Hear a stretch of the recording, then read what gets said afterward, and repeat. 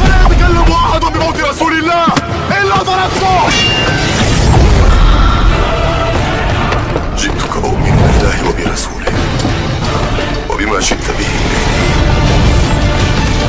فقد أعذرت إليكم وأعذرتموني.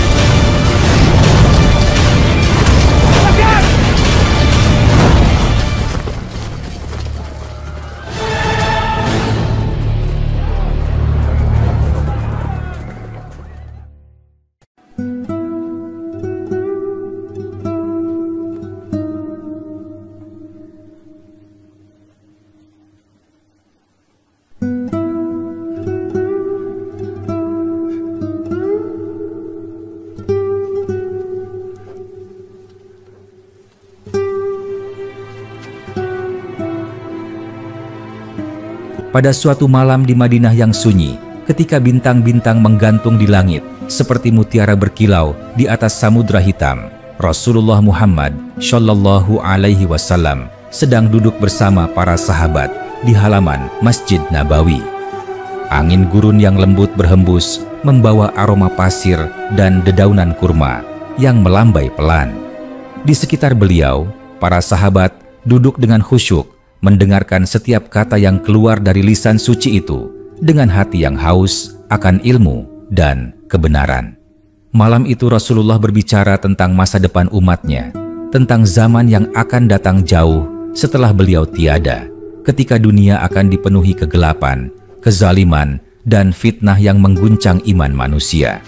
Dalam suasana hening itu, beliau mulai menceritakan sosok yang akan datang di akhir zaman, seorang pemimpin yang dijanjikan oleh Allah untuk menegakkan keadilan di bumi setelah dunia dipenuhi oleh kezaliman. Beliau adalah Al-Mahdi, keturunan Rasulullah sendiri dari jalur Sayyidah Fatimah binti Muhammad, putri tercinta Nabi. Dengan suara lembut dan penuh keyakinan, Rasulullah bersabda kepada para sahabat, "Al-Mahdi adalah dari keturunanku, dari anak cucu Fatimah. Allah akan memperbaikinya dalam satu malam." Hadits riwayat Ahmad dan Ibnu Majah. Para sahabat saling berpandangan, sebagian menunduk dengan rasa takjub, sebagian lainnya meneteskan air mata haru.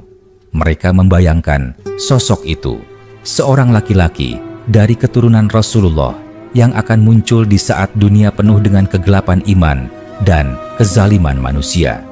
Mereka bertanya kepada Rasulullah tentang siapa sebenarnya beliau, bagaimana keadaannya, dan berapa lama ia akan memimpin dunia. Rasulullah Shallallahu Alaihi Wasallam menjelaskan dengan penuh kasih sayang agar umat ini tidak tersesat dalam fitnah. Beliau berkata bahwa Al-Mahdi akan muncul di akhir zaman, pada saat manusia sudah jenuh dengan ketidakadilan. Dunia akan diliputi oleh kekacauan, peperangan, pertumpahan darah, dan hilangnya kejujuran. Akan tetapi, dari tengah-tengah kekacauan itu, Allah akan menampakkan seorang hambanya yang saleh, yang akan menegakkan keadilan, sebagaimana bumi pernah dipenuhi dengan kezaliman.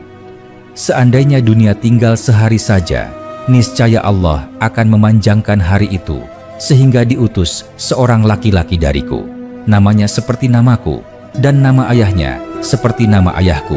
Ia akan memenuhi bumi dengan keadilan, sebagaimana sebelumnya dipenuhi dengan kezaliman. Hadits riwayat Abu Dawud, At-Tirmidzi, dan Ibnu Majah. Rasulullah kemudian menjelaskan dengan rinci ciri-ciri fisik Imam Mahdi, agar umat ini tidak tertipu oleh para pendusta yang mengaku sebagai Al-Mahdi. Beliau menyebutkan bahwa Al-Mahdi adalah seorang laki-laki dari keturunan Rasulullah, dari jalur Hasan bin Ali. Beliau berwajah cerah, berhidung mancung, dahinya lebar, dan di pipinya terdapat tanda cahaya. Tubuhnya tidak terlalu tinggi dan tidak terlalu pendek, proporsional dan kuat.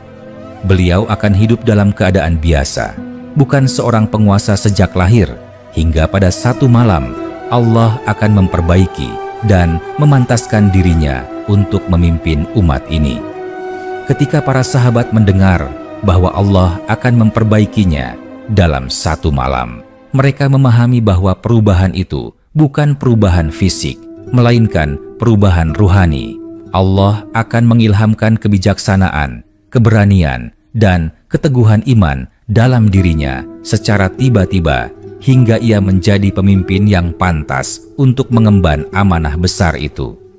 Dalam beberapa riwayat disebutkan bahwa Imam Mahdi akan dibayat di antara rukun dan makam Ibrahim, yaitu di Masjidil Haram, Mekah.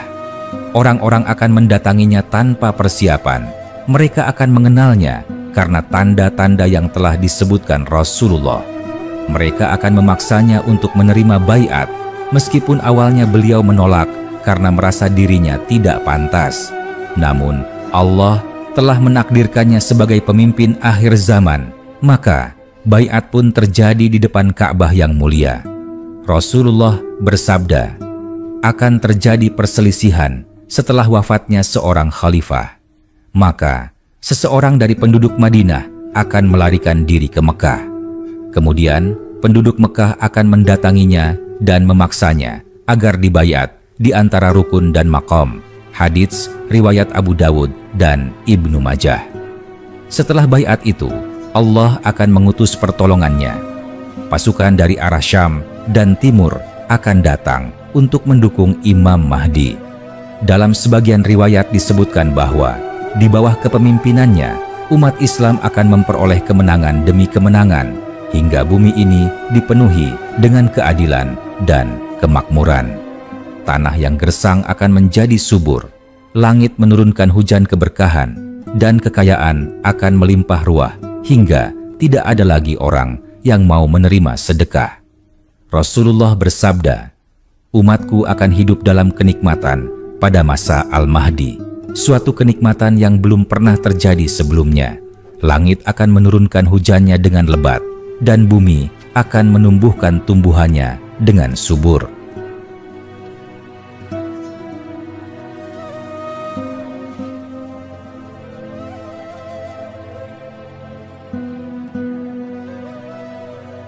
Harta akan melimpah, dan seseorang akan berdiri dan berkata, "Wahai Mahdi, berilah aku." Maka beliau akan memberinya dengan tangan penuh tanpa menghitung-hitung. Hadits riwayat Ibnu Majah dan Al-Hakim.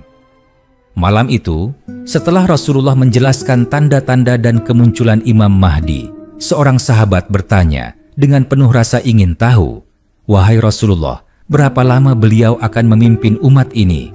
Rasulullah menjawab dengan tenang, menyebutkan beberapa riwayat yang menggambarkan masa kepemimpinannya.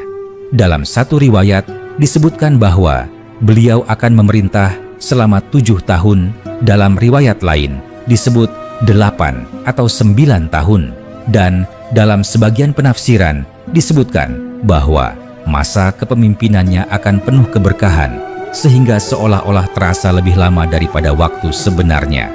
Ia akan memimpin selama 7 tahun. Hadits riwayat Abu Dawud dan At-Tirmidzi.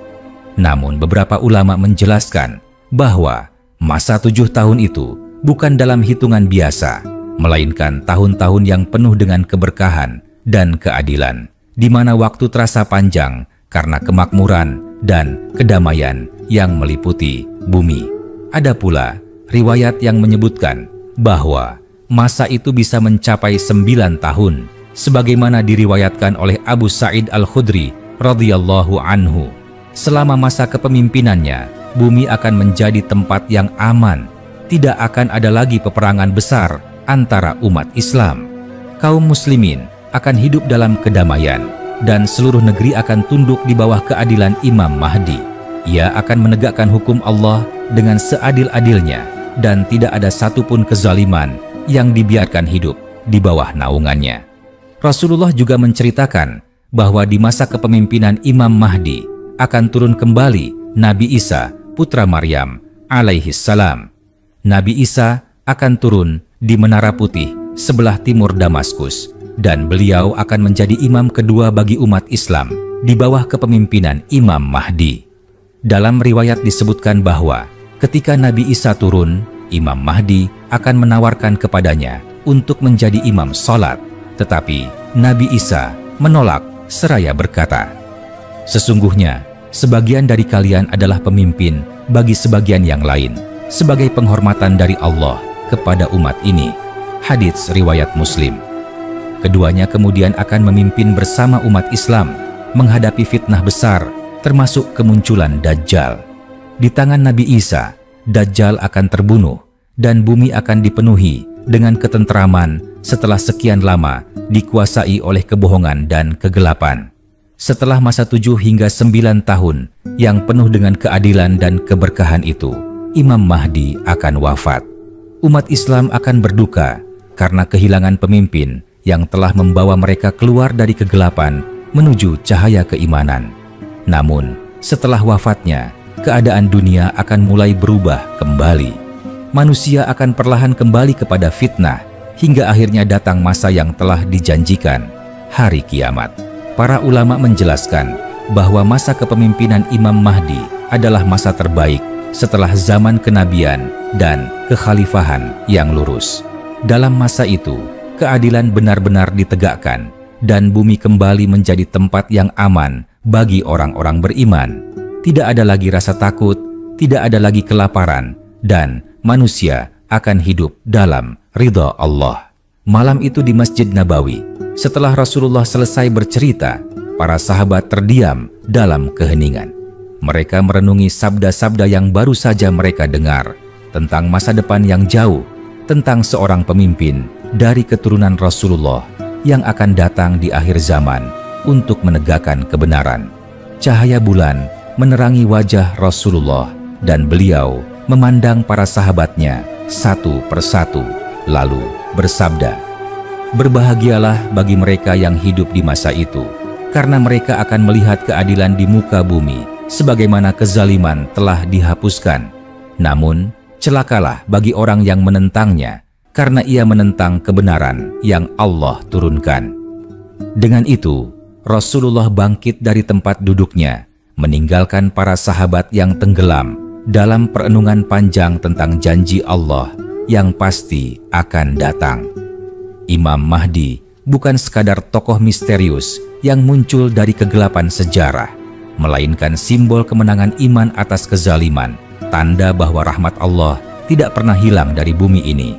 Dan sebagaimana sabda Nabi yang mulia, Allah tidak akan membiarkan dunia ini musnah sampai keadilan ditegakkan sekali lagi di tangan seorang laki-laki dari keturunan Rasulullah yang namanya seperti nama beliau dan yang memerintah selama 7 tahun penuh keberkahan. Pada suatu malam di kota Madinah yang tenang, langit terbentang luas dengan taburan bintang yang berkilau seperti cahaya kecil yang menembus keheningan. Angin malam berhembus lembut membawa aroma pasir dan tanah suci yang masih hangat oleh langkah para sahabat yang baru saja menunaikan sholat. Di pelataran Masjid Nabawi, Rasulullah duduk dikelilingi para sahabatnya.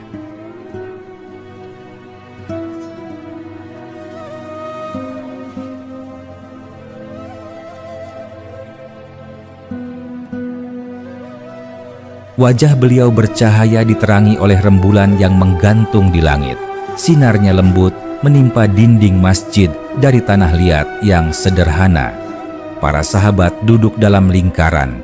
Hati mereka terpaut pada sosok manusia paling mulia itu, yang setiap kata darinya adalah cahaya, setiap ucapannya adalah petunjuk, dan setiap nasihatnya adalah penuntun menuju keselamatan. Malam itu, suasana begitu hening. Tidak ada suara selain desiran angin yang sesekali menggerakkan dedaunan kurma di halaman. Para sahabat menatap penuh harap ke arah Rasulullah, menanti wahyu, nasihat, atau kabar tentang masa depan yang seringkali membuat mereka penasaran. Rasulullah memandang satu persatu wajah para sahabatnya. Tatapan beliau lembut namun dalam, seolah ingin memastikan bahwa setiap hati mereka siap menerima kebenaran yang akan beliau sampaikan.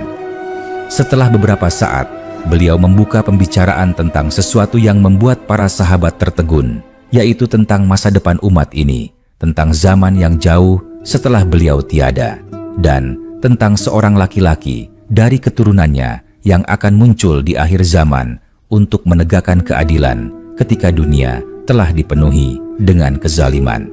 Beliau bersabda bahwa akan datang pada akhir zaman seorang pemimpin dari keluarganya sendiri, dari keturunan putrinya Fatimah. Pemimpin itu akan menegakkan keadilan di muka bumi, sebagaimana bumi telah dipenuhi dengan kezaliman sebelumnya. Suara beliau begitu tenang, namun setiap kata yang diucapkannya mengguncang hati para sahabat. Mereka mendengarkan dengan penuh perhatian, karena yang dibicarakan oleh Rasulullah bukan sekadar peristiwa biasa, melainkan peristiwa besar yang akan mengguncang dunia, tanda bahwa akhir zaman telah dekat. Para sahabat menatap satu sama lain, dan salah seorang dari mereka bertanya dengan suara lembut, seolah takut memotong keheningan malam itu. Ia bertanya, siapakah pemimpin yang akan datang itu, dan bagaimana umat ini dapat mengenalinya? Rasulullah tersenyum, lalu menjelaskan dengan penuh kasih sayang bahwa pemimpin itu bernama seperti nama beliau sendiri, dan nama ayahnya seperti nama ayah beliau. Ia berasal dari keturunan Nabi melalui jalur Hasan bin Ali, cucu beliau yang dikenal dengan keteguhan dan kesabaran. Ia akan muncul bukan sebagai raja atau bangsawan, tetapi sebagai seorang laki-laki biasa yang hidup di tengah masyarakat, hingga pada suatu malam Allah akan memperbaikinya secara ruhani dan menjadikannya pemimpin bagi seluruh umat Islam. Rasulullah menggambarkan bahwa dunia sebelum kedatangannya akan dipenuhi oleh kekacauan, peperangan, dan kezaliman. Banyak penguasa yang menindas rakyatnya, banyak orang kaya yang menumpuk harta, sementara orang miskin kelaparan. Fitnah akan merajalela, dan manusia akan kehilangan kejujuran serta kasih sayang. Dalam kondisi seperti itu, Allah yang Maha Pengasih tidak akan membiarkan bumi tenggelam sepenuhnya dalam kegelapan. Dari keturunan Rasulullah sendiri akan muncul seorang laki-laki yang diberi petunjuk, yang akan menegakkan kembali keadilan dan menuntun manusia menuju kebenaran. Rasulullah melanjutkan dengan suara yang lebih dalam, menyebut bahwa saat Al-Mahdi muncul, sebagian orang akan menolaknya, bahkan ada yang berusaha memeranginya karena tidak mengenalinya. Akan tetapi, Allah akan menolongnya dengan cara yang tidak disangka oleh manusia. Orang-orang saleh dari berbagai negeri akan berdatangan ke Mekah, dan di antara rukun Hajar Aswad dan makam Ibrahim, mereka akan membayatnya sebagai pemimpin. Awalnya, ia akan menolak karena merasa dirinya tidak pantas, namun mereka akan memaksanya dengan cinta dan keyakinan, sebab mereka telah melihat tanda-tanda yang disebutkan oleh Rasulullah. Rasulullah menggambarkan bahwa Imam Mahdi akan memiliki wajah cerah dengan dahi yang lebar dan hidung yang mancung. Ia bukan orang tinggi dan bukan pula pendek, tubuhnya tegap dan kuat. Ia bukan orang yang terkenal sebelumnya, namun ketika waktunya tiba, Allah akan menampakkan dirinya kepada manusia dengan tanda-tanda yang jelas. Para sahabat mendengarkan dengan mata yang berbinar, membayangkan sosok pemimpin itu yang kelak akan menegakkan kembali ajaran Islam di seluruh penjuru bumi. Rasulullah melanjutkan ceritanya dengan menggambarkan masa ketika Imam Mahdi telah dibayat. Setelah bayat itu, akan datang pasukan dari arah Syam dan Timur untuk mendukung perjuangannya. Allah akan memberikan kemenangan demi kemenangan kepadanya. Negeri-negeri Islam yang porak-poranda akan bersatu di bawah kepemimpinannya. Kekayaan akan melimpah dan keadilan akan ditegakkan tanpa pandang bulu. Rasulullah bersabda bahwa pada masa itu, langit akan menurunkan hujannya dengan lebat, bumi akan menumbuhkan tanaman-tanamannya dengan subur, dan manusia akan hidup dalam kesejahteraan yang belum pernah terjadi sebelumnya. Seorang sahabat bertanya, berapa lama pemimpin itu akan memerintah?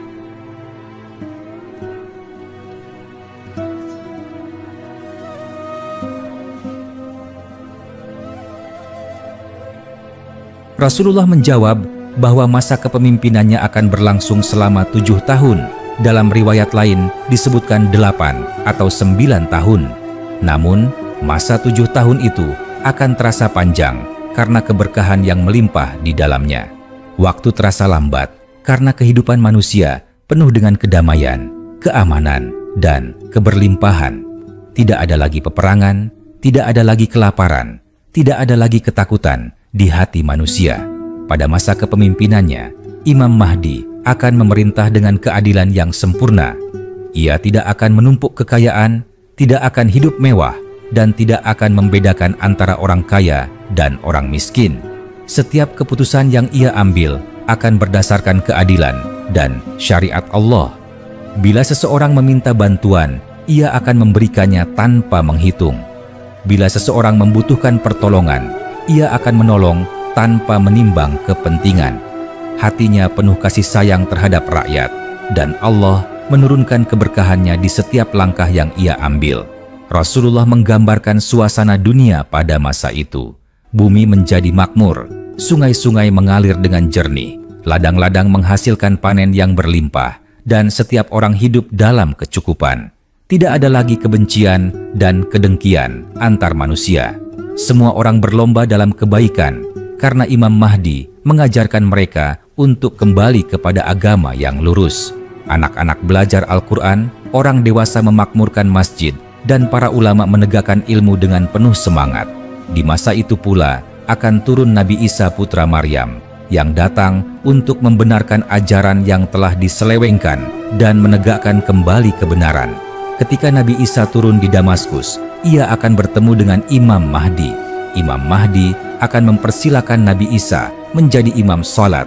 Namun Nabi Isa menolak dan berkata bahwa imam salat haruslah dari umat Muhammad sebagai penghormatan bagi umat ini. Maka Imam Mahdi pun menjadi imam dan Nabi Isa salat di belakangnya. Peristiwa itu menjadi tanda bahwa umat Islam berada di jalan yang benar. Mereka berdua kemudian akan memimpin umat manusia dalam masa yang penuh berkah. Bersama-sama mereka akan menghadapi Dajjal, musuh besar yang menebar fitnah dan kebohongan di seluruh dunia. Di tangan Nabi Isa, Dajjal akan terbunuh dan bumi kembali disinari cahaya kebenaran. Setelah itu, kedamaian akan menyelimuti bumi. Tidak ada lagi permusuhan, tidak ada lagi kezaliman. Setiap manusia akan hidup dalam rahmat Allah.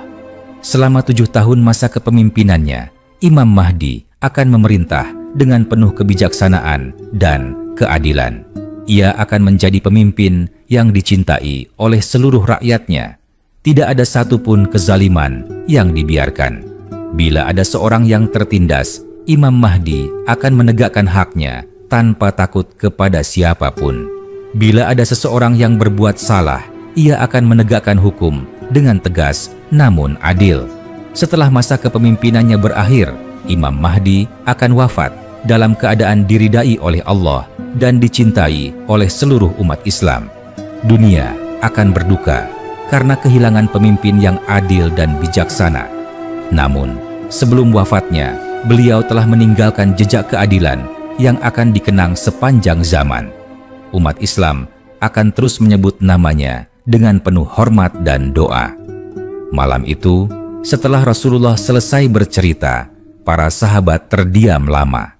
Mereka merenungkan setiap kata yang baru saja mereka dengar. Mereka sadar bahwa dunia ini akan mengalami banyak perubahan, tetapi Allah tidak akan pernah membiarkan bumi kehilangan cahayanya. Selalu akan ada pembimbing, selalu akan ada penegak kebenaran. Rasulullah menatap langit, kemudian memandang para sahabatnya dengan penuh kasih. Beliau berkata bahwa siapapun yang hidup di masa itu, hendaklah tetap berpegang teguh pada Al-Quran dan Sunnah, karena hanya dengan keduanya umat ini akan selamat dari fitnah. Para sahabat menundukkan kepala, sebagian dari mereka meneteskan air mata, membayangkan beratnya fitnah yang akan datang, dan betapa berharganya kehadiran Imam Mahdi kelak. Demikianlah Rasulullah menutup malam itu dengan doa, memohon kepada Allah agar umatnya dijaga dari fitnah dan disatukan dalam kebenaran. Malam semakin larut dan para sahabat satu persatu meninggalkan masjid dengan hati yang penuh harapan dan iman. Mereka sadar bahwa janji Allah itu pasti dan di akhir zaman nanti akan datang seorang pemimpin dari keturunan Rasulullah yang akan menegakkan keadilan di muka bumi.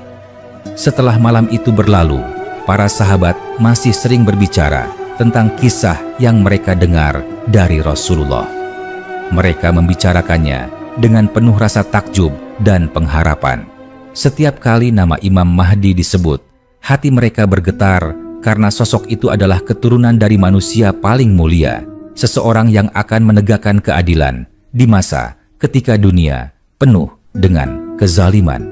Mereka membayangkan betapa berat tanggung jawab yang akan dipikul oleh sosok tersebut, memimpin umat yang telah jauh dari ajaran kebenaran, menghadapi fitnah besar, dan membawa kembali manusia menuju cahaya iman.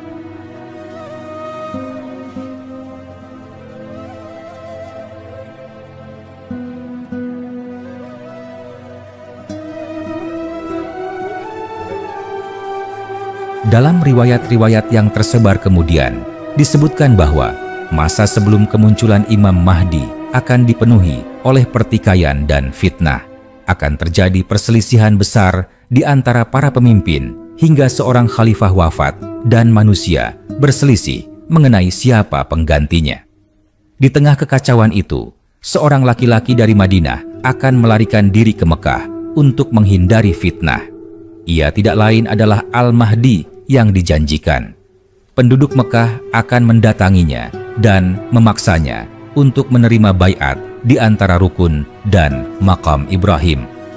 Pada awalnya, ia akan menolak dengan sangat rendah hati karena ia tidak menganggap dirinya pantas memimpin umat yang begitu besar. Namun para ulama, orang-orang saleh, dan para pemuka masyarakat akan melihat tanda-tanda kenabian dalam dirinya, dan mereka tahu bahwa dialah orang yang telah disebutkan oleh Rasulullah. Akhirnya, baiat pun dilakukan dengan penuh kesungguhan, disaksikan oleh penduduk Mekah yang menangis haru karena yakin bahwa masa kebangkitan Islam telah tiba. Setelah baiat itu, datanglah pasukan dari arah Syam untuk memerangi Imam Mahdi. Pasukan itu adalah pasukan yang diutus oleh penguasa yang zalim, yang tidak ingin melihat lahirnya kebenaran. Namun, Allah Maha Kuasa atas segala sesuatu. Ketika pasukan itu mencapai padang pasir antara Mekah dan Madinah, bumi akan terbelah dan menelan mereka semua. Peristiwa itu menjadi tanda yang sangat jelas bagi orang-orang beriman bahwa Imam Mahdi memang pemimpin yang dijanjikan oleh Allah. Kabar tentang keajaiban itu tersebar ke seluruh penjuru dunia, dan manusia dari berbagai negeri berdatangan untuk menyatakan baiat kepadanya. Dari arah timur datang pasukan pembawa panji hitam yang berisi orang-orang beriman yang akan menjadi bala tentaranya. Mereka akan berjuang di jalan Allah bersama Imam Mahdi dengan penuh keyakinan dan keberanian. Dunia pun mulai berubah di bawah kepemimpinannya. Negeri-negeri Islam yang sebelumnya terpecah karena permusuhan dan politik dunia, kini bersatu di bawah satu panji tauhid. Tidak ada lagi raja yang zalim, tidak ada lagi pemerintahan yang menindas. Imam Mahdi menegakkan hukum berdasarkan kitab Allah dan sunnah Rasulullah tanpa takut kepada siapapun. Setiap keputusannya didasari oleh keadilan yang sempurna. Rakyat kecil dapat mengadu langsung kepadanya tanpa perantara. Ia duduk bersama rakyat, mendengarkan keluhan mereka, dan menyelesaikan setiap urusan dengan kebijaksanaan dan kasih sayang. Di masa kepemimpinannya, bumi akan memancarkan keberkahannya. Langit menurunkan hujan dengan lembut, dan tanah mengeluarkan hasilnya dengan berlimpah. Tidak ada seorang pun yang kekurangan makanan, tidak ada yang mengemis di jalan, karena kekayaan dibagikan dengan adil. Rasulullah telah bersabda bahwa pada masa itu, seseorang yang berdiri meminta harta akan diberi oleh Imam Mahdi tanpa menghitung, karena harta melimpah ruah dan tidak lagi menjadi hal yang diperebutkan manusia. Orang-orang yang hidup di masa itu akan menyaksikan keajaiban demi keajaiban. Mereka akan melihat bagaimana Allah mengubah keadaan dunia dalam waktu singkat.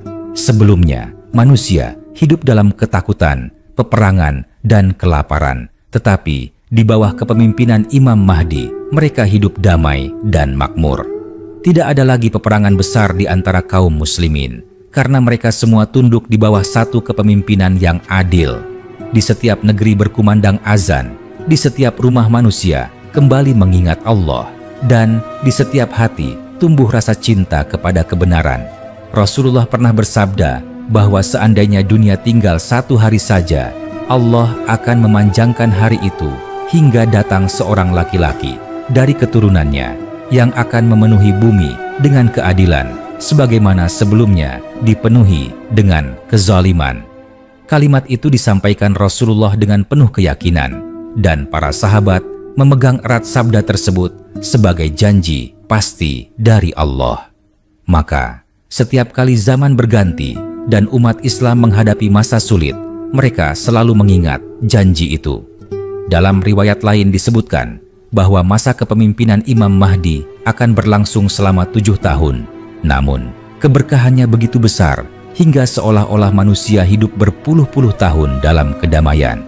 Dalam waktu itu, bumi menjadi tempat yang sangat aman. Seorang wanita bisa berjalan sendirian dari Syam ke Mekah tanpa rasa takut sedikit pun. Binatang buas tidak lagi menyerang manusia, dan anak-anak bermain dengan riang tanpa kekhawatiran. Dunia menjadi tempat yang dipenuhi dengan cinta dan kebaikan, sebagaimana dahulu pernah terjadi pada masa para nabi dan khalifah yang saleh. Ketika masa itu tiba, manusia akan merasakan bagaimana rasanya hidup dalam keadilan sejati. Tidak ada lagi permusuhan antar suku, tidak ada lagi bangsa yang menindas bangsa lain. Semua hidup dalam persaudaraan yang berlandaskan iman. Imam Mahdi tidak hanya menegakkan hukum, tetapi juga menuntun manusia menuju kebersihan hati dan kedekatan dengan Allah.